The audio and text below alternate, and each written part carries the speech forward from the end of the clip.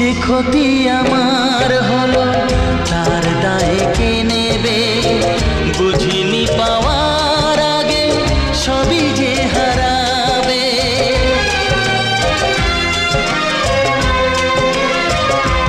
ও যে ক্ষতি আমার হলো তার দায়ে কে নেবে? বুঝিনি পাওয়ার আগে সবই যে হারাবে। শুধু শুধু কেন দিলে মরণের সাথ? ও চাঁদ